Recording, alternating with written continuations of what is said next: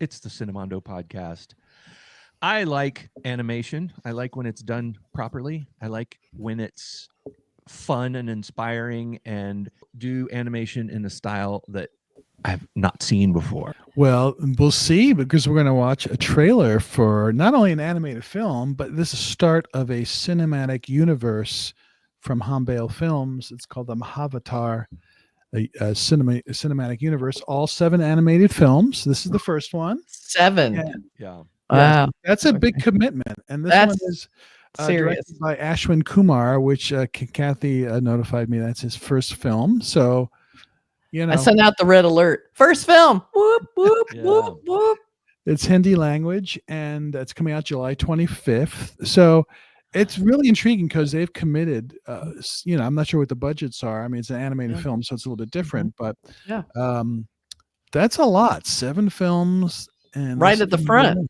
Without even bringing one out, that's a big deal. So they're very committed to it. That means they have a lot of confidence in it. So very interested in seeing that. It comes out July 25th, so we'll know soon enough if it's going to have 7 films. The animated films do really well in America, like huge, and then worldwide also. So I mean, animated films cannot be underestimated because I feel like they're family affairs. There's so many different. Animation is such a broad term. I mean, it can be so many different types of animation, and some I really love, some I'm not as fond of. That's just a personal preference. I just watched the latest Predator film that's on Hulu, and it's a totally animated, directed by the same guy that's directing the new Predator film and the old film Prey. It's really good. It's hardcore, R-rated, and the animation is really interesting. I've never seen it before, so I highly recommend that. So maybe this is going to be along the same lines. I consider animation to be something that was created by humans. I'm old-fashioned. Well, I mean, like I said, there's different types. AI is just a tool. It's the same, it's like you can't do an entire movie with AI, but you can certainly enhance it here and there. So we'll see. We'll see if it has any betrayal of AI in it. Yeah. But in the meantime, I'm going to try and enjoy it, not looking for it, just so if it's distracting or not, because I don't want to be looking, scrutinizing it. But let's take a look. I can't help it. Right. That's what I do. So same. All right. Let's take a look. Yep. And headphones on. Yep. Headphones. ओम ब्रह्मदेवाय नमः। तुम निसंदेही महाबलशाली हो। मेरे भाई का हत्यारा आज भी जीवित है। यदि विष्णु से लड़ना है, ब्रह्मदेव की उपासना करो। ब्रह्मदेवाय नमः। हिरण्यकश्यप, मांगो, क्या वर मांगना चाहते हो? सब कुछ। हे ब्रह्मदेव, मुझे वरदान दीजिए कि आपकी रचना से जन्मे इस सृष्टि के किसी भी जीव से मेरा वध ना हो, न मैं दिन में मरूं और न रात में। मेरी मृत्यु न घर के भीतर हो और न घर के बाहर, न अस्त्र से, न शस्त्र से, न सजीव से और न निर्जीव से।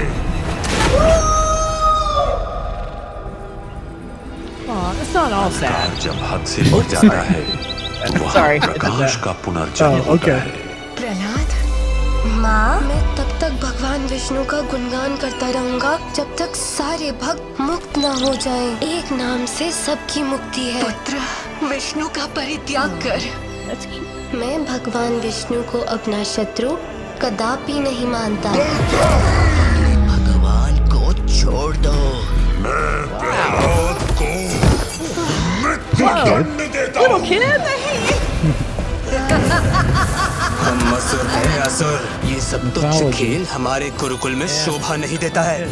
वे जैसा चाहे वैसा मेरे साथ कर सकते हैं, क्योंकि वे हर परिस्थिति में मेरे स्वामी हैं। तो बुलाओ सर, आज ये निर्णय हो जाए कि हम दोनों के बीच गीता कौन है और सिंह कौन है।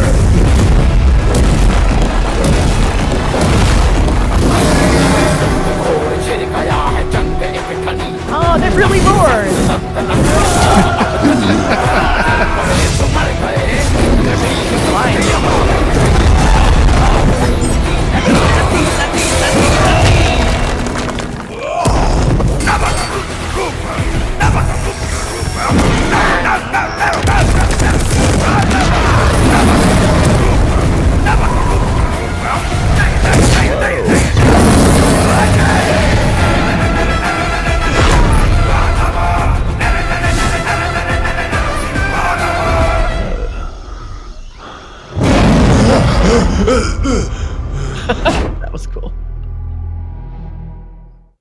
All right. So I felt like it started off a little small, didn't look super great. And then I feel like as it got progressively forward, I feel like it got bigger, bigger, and better and better. Like it got really epic, and it looked like they couldn't even film it. This looked almost too big a film. So I can see why they went to animation toward the end. It's like I have to say that's the kind of animation I'm not thrilled with, because it feels very video gamey, which is like, for a video game, totally get it, because you're playing a game. It's just, but when you're actually watching a movie, you go, oh, that looks like a video game. And it does not, it seems so computer graphic-y. Yeah. And it just doesn't have a lot. I mean, it's obviously big, epic, with a story to tell, but the animation is off-putting to me personally. I'll just be honest with you there. One problem I have with things like this is there's a that fine line that they call the uncanny valley, where when you try to make something photorealistic, like if in video game cutscenes where suddenly you're playing the video game and then suddenly there's a scene that depicts some event that takes you into the next part of the game. It's done in a way that doesn't take you too far out of the game. They do it that way so that it kind of keeps you. It's not suddenly you're going to live action stuff and then you have to drop back into the world of the video game. It kind of keeps a video game look like what you're talking about. And the problem with that a lot of times is that when you try to make people photorealistic in animation, it has a weirdness to it. And that's why Pixar, in that new movie that just came out, I think it's called Elio, it's about a real looking kid, and it's about things that that you could make a live action film about, but the kid has a cartoonish look. His head's a little too big, his feet are too big, he's got like cartoony kind of face, and that keeps it from trying to look like a real person. Like when you think of the humans in Toy Story and stuff, they were cartoonish, even though they were, and they do that to keep it from going into the uncanny valley. Robert Zemeckis made those movies, like, what was it, Polar Express and Beowulf. Yeah. And he was trying to make it look like real people in the film, and that was the mistake I think that they made with that. And I feel like with this one, it's like there's like a little kid in there that it looks like a real kid, but too cute, sort of cloyingly cute, and you can tell that they discussed every expression and every and it seems like it was meticulously assembled, and that, just like you said, a little off-putting to me. That's just I think, like, for me to watch an animated film, it has to be sort of pleasing. Like, now I get it, this is sort of mythology, and it's grandiose and epic, so I get what they're going for. It's just, for me, I was like, well, could I sit there and watch it? It's a 2-hour 21-minute animated film. Could I watch that for 2.5 hours? I don't know. I mean, you might, if it was important to you, like the religion aspect of it, and you're wanting to see that, or the mythology. I get it. And it's a new story for me. I love the lion guy. What's his name? Do you even know what that character is? I don't know what the lion is. Yeah, it's cool looking though. I thought he was cool looking. And then there's also this poster that came out a while ago that I thought was a really great poster. At this point, I didn't realize it was going to be only animated when I saw this poster. Yeah, I mean, I feel like it got better as it went along. Again, I'm a really hard sell when it comes to animation, because I'm not a huge fan. If I see an animated movie, I'm pretty much forced to, and then I usually enjoy it, but I don't seek them out at all. In a way, I kind of wish there was some real people in it, but at the same time, I don't want another Adi Paresh. At least it looks like they put their money in the animation, and not like it looks finished mostly, but the beginning part I felt like was not as good as the ending. I feel like the ending got a lot more epic and cool, and it maybe because it pulled the camera back a little. We were seeing more of the big epic landscapes and the action like that, and we were so concentrated on the people. Like you said, once you get close in on the people, if they're not like a lion or a god, or like a sort of distortion of a human in some way, when you see a real life like little child like that, you're kind of distracted. Oh yeah, this is animated. When you're seeing the more fantastical elements, you just sort of give into it. It looks better as the big sort of vistas. That looks more like, okay, I can buy that. But when you kind of get into the characters, you go, but I just think that there's also something about that animation that doesn't appeal to my eye, and I don't know if I can put a word. It's just to go, oh, I like that. It's like when you see certain movies, you go, oh, I really like this animation. I don't know why. It just looks good to me. It's unusual. Miyazaki, Studio Ghibli stuff. It's just so gorgeous and beautiful and lush, and and there's a human feel to it, even though it's traditional 2-dimensional cell type animation. And I felt like the human the human element sometimes goes away when you maybe trying to I don't know, it's hard to explain when you talk about the uncanny valley. Why does this work and that not? Sometimes very sort of primitive styles of animation work really well. You watch a movie that's just, like the old Charlie Brown shows or something, and they work. It's a human element. When you want to bring something like this to life, it's like, I can't imagine a 7-part movie series of live action would just be impossible to do. Right. So I feel like they have a lot more control, and I feel like as it goes on, maybe they'll get better and better. Because I feel like animation, the uncanny valley is still there no matter what you do. Even with just flat imagery, when you're working in like AI, it's almost impossible to get past the non-human humanness of it. But I think it's probably gonna get better as the years go by, and so I'm expecting maybe these films will improve as they go. But I'll give it a chance because a lot of it looked really gorgeous. I mean, I didn't super buy the little kid, but at the same time, I thought a lot of it looked really amazing. So I think it'll be kind of an interesting experiment. I'm interested in seeing what they do with it. Well, they're committed to 7 films, so that's a big commitment. I don't know what the budget for this, so they're going to give it a shot for sure. Regardless of what I happen to say.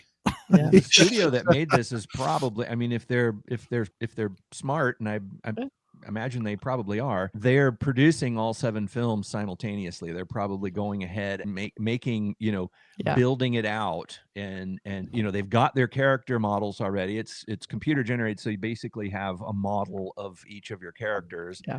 And those are what they call it, rigging. They rig the characters so that you can make it talk, and you can put, a lot of times some aspects of it are automated. You just put, it's got a walk cycle, it's got to sit down, and you basically cut and paste like you would with music, where you take that guitar part and you cut it and you put it here, and then you take the other guitar part and you paste it after that one. You do that with animation too, computer generated animation, where you have these cycles that they go through. So they're probably, any scene that it's like a 7-part TV series or something, where any part that takes place in this temple, they go ahead and shoot out all and probably do all those, cut out the ones for the first movie, if that makes sense.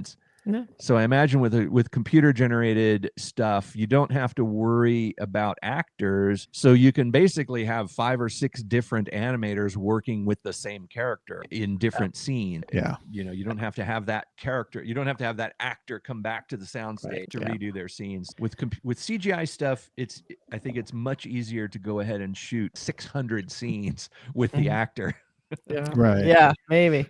But yeah, they're committed. So we'll see. Yeah. I mean, this had a lot of fantastical elements, so maybe it is just better to do it without the human element, because then you're trying to combine the human element with the and sometimes that doesn't work. A lot harder. Yeah. And it gives that magical feel too, more consistent. That's what troubles me, I think, about the fact that it looks like they tried to make some characters whereas I think this may have worked for me better if the characters had a little bit more of an appearance of fitting into an animated world. I think because the subject matter is so serious that they probably didn't want to get too cartoony with it, because it's pretty serious. And that's another thing too, is animated of a very serious subject matter, and it looked very. Yeah. I mean, the kid's being tortured, for God's sake. Right. No. Yeah. So we have some kind of grim stuff in this. So a little cute cartoon character being tortured probably way too much. So there were probably tons of discussions about how to design the character. I mean, I'm sure there was like 10,000. It has a little sketches element of character. cartoon. Yeah. Yeah. I mean, you can tell it's not a human. Yeah. But I also can tell that they were trying to make it look like a human. They're trying to make that human look human. That in between area, which is always kind of where it's hard. Can happen. Hard. Yeah. But what's coming out July 25th? We'll see how it does at the box office, and we'll go from there. Let's see. Yeah. All right. I mean, it looks kind of cool. I mean, it's like, I love animation. I love the stuff at the end was pretty great. Yeah. I love that. And the lion guy. Yeah. And the lion guy. Of course. Narsimha, an avatar of Lord Vishnu. Yeah. Oh, okay. Human torso and a lion's head. Ah, perfect. All right, now we know. He's not revered lion as a protector of Dharma, which is we righteousness. We need that. And a fierce force against evil. Roar. All right. Bye. Bye.